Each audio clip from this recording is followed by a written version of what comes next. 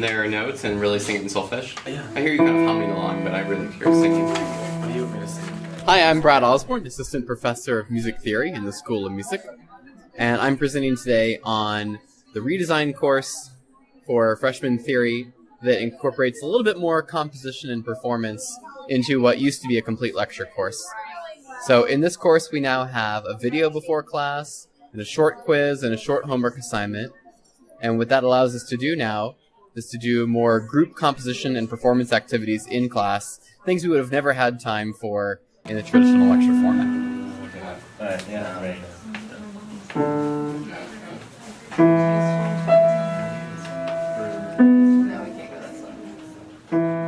Before, I would have them read a section of the textbook, and then we would come in and essentially do practice problems all together as a big group. And a lot of Socratic teaching. So, all right, what note do we see here in Measure 2 where the great students would be engaged, but half the class would be kind of lost and afraid to ask questions? I've learned, especially those students who are afraid to ask questions in front of the whole group, are actually a lot more comfortable now asking questions in their learning pods, because they're not sort of put on the spot in front of the whole class. And I've learned that also this more active learning environment encourages the excellent students to then get their hands a little more dirty in real composition stuff instead of sitting there bored because they know everything. Very nice. Good leap up from there. But then we'd still have 2 breaks. It's okay. I'm not that worried about your 2 breaks. I'm worried about you being stuck and not finishing it. The weird I jumped up the octave. Good. So what do you see when you write the 2 fifths next to each other? Parallel fifths. Yeah, just suspended. In any case, you still have re, do, ti, do. The whole note's easier. It saves you an extra bar, right?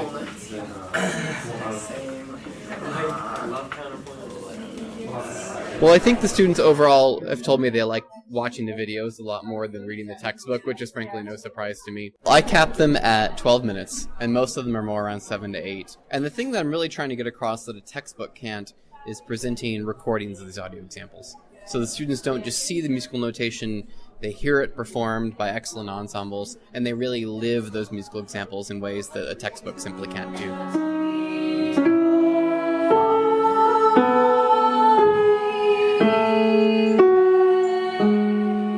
I have a lovely army of TAs, including Chris Gage, who's right next to me, who over the summer will actually be undertaking some of the edits I have noticed.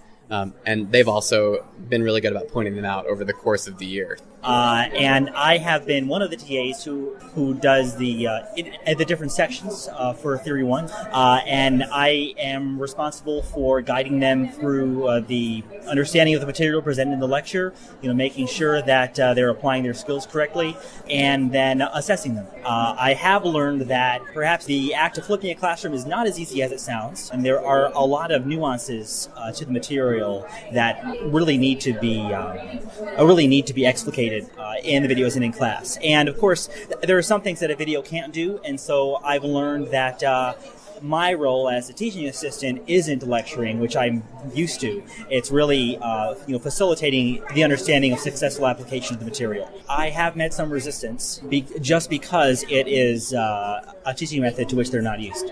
But I think that over the course of the year, they've come to appreciate the flexibility that flipped classroom gives the student and the teacher, namely the flexibility to work on more projects in class and to work together, and in general, the fact that 40 or 45 minutes of each class is not spent lecturing, I think is a lot more interesting for them at 8 in the morning. I've inspired, actually, my colleague up the chain who teaches Theory 3 and 4 to flip a good deal of Theory 3 for next year. And that's great because the students coming out of my flipped classroom will now be entering his next semester. Some of them are a little afraid of the new teaching methods, but I've got to say across the board, most of them are so excited by it, which is great to be in a place like that. Even people who've taught these things for 20 years are seeing that it works and willing to try, if only a little bit, with a few lessons. I got a wonderful grant from CTE, in fact, in 2013 that paid me basically an entire summer to film the videos. I don't know how anyone has the time to do this in the middle of the term, so that was really lovely.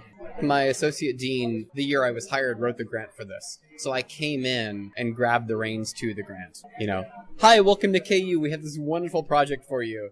Dan Bernstein got me hooked up with C21 and said there's a cool group of people you'd want to meet. So I started coming to these things and hanging out at CTE. And there are a lot of great ideas around here, I just kind of acted like a sponge for the better part of a year. I'm working a little bit now on the Creative Humanities Redesign project with a different course and starting to move that from a lecture course to a flipped course. But it's upper level students, and so I'm going less across the board with that flipping because a lot of them really do appreciate the lecture. And yeah, we'll see how that goes. I would say learn these best practices from whomever is deep in the trenches of it and give yourself some time. You're going to mess up the first few you make, and that's okay. And you'll sort of learn through doing, but that takes time.